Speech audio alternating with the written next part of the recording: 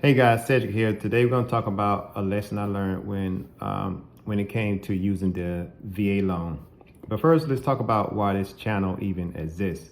I was recently interviewed for a magazine, and I was asked, hey, why are you concentrating on Houston real estate for veterans? Well, the reason is I'm a veteran and I have a heartbeat for veterans. That's who I served with for 20 years. And when I go to veterans today and I mention the benefits of real estate, I'm always giving this look like, hey, I'm a veteran and I didn't know that was available. Just today, I told a veteran about the Texas Veterans Land Board. They actually help veterans obtain a $150,000 loan to acquire land.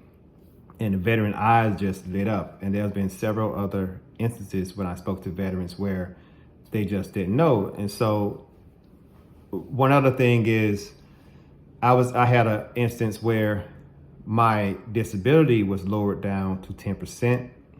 And I was very upset because I figured, okay, if it's lowered down to 10%, why am I not healed? And my legs actually stopped working. And I had to go to the VA and they gave me a shot and I was able to use my legs again. And I started researching. I found this guy on YouTube and he was giving information to veterans on how to increase your disability. And I took a lot of notes and I was able to raise my disability rating. So I figured this is my opportunity to share the knowledge that I have from being a real estate agent and share it with the veteran community so that I can just basically give back. So today, let's talk about a lesson I learned when trying to use the VA loan. So one thing I learned is you want to make sure it's a nice property. What I mean is a couple years back, I was just getting married and I had always lived in either apartment or or in the barracks. And when I was getting married, I decided, hey, when I get married, I want my wife and I to have a house. So I ended up applying for the VA loan. I got approved for the VA loan.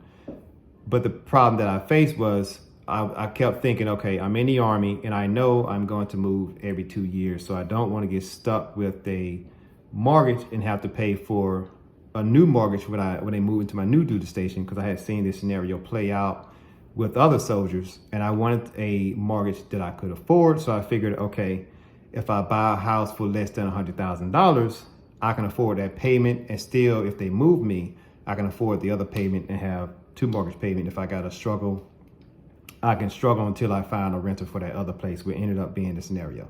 So the problem is, yes, I was able to find a place for less than $100,000. I think the place was actually for $84,000.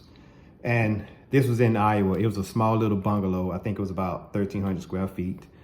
The problem is, what I learned, when you buy a place like that, it's not going to meet the criteria to get, even though you're qualified for the VA loan, the appraiser is not going to allow it to go through.